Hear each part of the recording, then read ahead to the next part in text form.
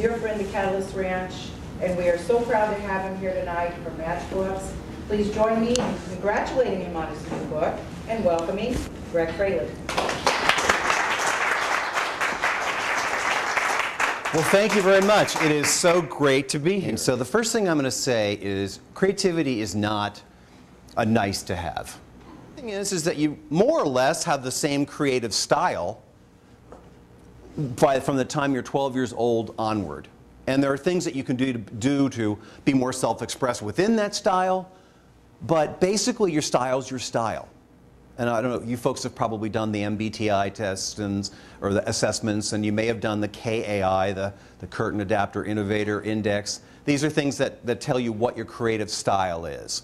So you may be an innovator, you may be adapter, you may be smack dab in the middle of that bell curve. But whatever your style is, that's more or less something you've gotten by the time you're 12, and it's kind of over with. Creativity is poorly defined, I believe. And so, for instance, people believe in this myth that creativity is all about art and it's all about self-expression. Well, that's part of it, but it's not all of it. Creativity has to do with decision making as well, with problem solving. In a business where your creativity is demanded of you every day, and by the way, that's almost every business, but in the television business, it's very much an up-to-the-minute, everyday sort of demand. And so there was always those occasions where I would have a requirement, a need for a program that was on tomorrow. And I would be driving home from work absolutely scared out of my gourd because I couldn't think of a thing.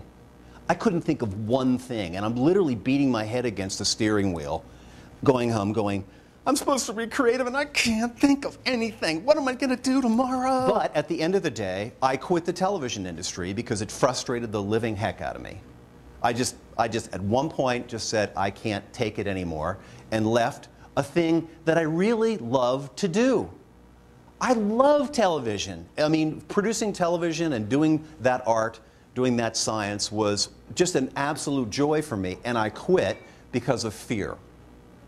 I was afraid that I wouldn't be creative enough the next day, and when someday I would wake up and it would all be gone. And I believed in that myth that good ideas come to you like a bolt of lightning, or they don't. And there's nothing else you can do about it. They either come or they don't, and if they don't, you're hosed.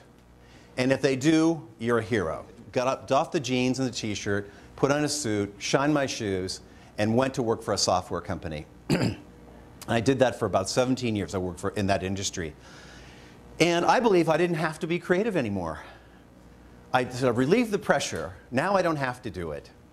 And little did I know that as soon as I stepped into the salesman's role in the software industry, that it was the same up and down thing. I can't get the appointment with a guy. Oh, but you have to get an appointment with a guy. You have to talk to the economic buyer. That's strategic selling. That's our method here at Syncom Systems. You have to talk to the economic buyer. Call him, do anything. First thing you know, I'm doing things like paying people to see them.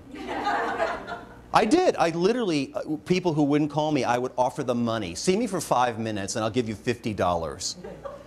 Interestingly, it worked. And CPS stands for Creative Problem Solving, and the longer format name is the Osborne-Parnes Creative Problem Solving Model. And basically, it's structured brainstorming, and that's the very short way to put it. But I learned this process, and I met a community of people who were into creativity. But I learned about what all the myths were in fact myths, and then there's this other way to think about it that's a lot more empowering. And so over time, I started developing my expertise as a creativity and innovation expert. And I read all the books, and I practiced this art, this science, this method called CPS. Now, the book that I wrote, Jack's Notebook, is a novel, a business fable as they call it, about creative problem solving. And so if you read the book, you will learn the method, the process, I should say. But I want to give you a taste of it right now. So what I'd like to ask you to do is, first of all, think of what you wish for. What is it in life that you wish for? And I want you to jot this stuff down. So this will be kind of an active session. And when you're feeling really, really good about your life, and there's something in front of you you want to do, haven't quite stepped into it yet, what is that? What is that thing? Write that down. So I wish, ... Wouldn't it be nice if? What are some facts and feelings you have about that wish or dream. Now, what is it you don't know? Is there a why? Why is this interesting to you? Why do you want to work on this wish or dream? Or how might I start a new business? Or how might I write my book?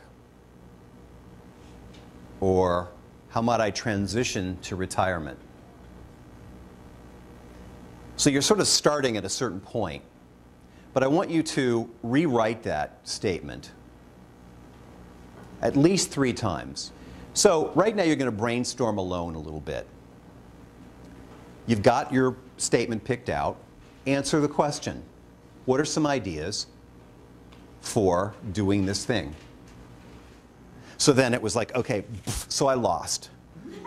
And then everybody else had to try. And then we had to try again. And so there's dollars exchanged all over the place. And first thing you know, everybody's laughing and having a good time. And we put the golf club away after about a half an hour of this wackiness. And everybody went back to work. And as I walked around, everybody's kind of like in a different sort of place. So if there isn't fun in the environment, put fun in the environment. Now, the second wind of ideas for my other book, my creative selling book, came after about 8 months. But we kept adding things to the list. And finally, the aha idea happened.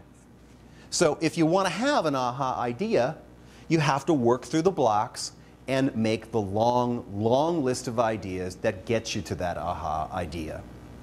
So it's very simple. Quantity gets you quality. Try to defer judgment all the time. Now, I don't say don't ever make decisions, but the hallmark of a truly creative person, a person who has a lot of access to their creativity, is in the faucets on, the doors open. That's a window open. Is people who have an open mind. That's another way to put it. If you write things down. The really most simple, fundamental, easy, anybody can do it tip to improve your creative output and productivity is simply to write your ideas down. One of the most powerful things you can do to have more and better ideas all the time is simply separate list making from idea analyzation. Separate the list making part from the critique part. It's very simple to say, actually sort of hard to do. Because I believe that a relationship with the arts stimulates your creativity and it enables a self-expression in one area of your life that carries over into the others. How long have gym shoes been around in the form that we know them? Well, since rubber was invented, basically. So we're looking back at the 1920s. Therefore, how long did it take somebody to come up with the idea of combining a roller skate with a gym shoe? Well, not till about the year 2000. And that particular little product is a big, big seller for the company that makes it. So that's all, folks. Thank you very much.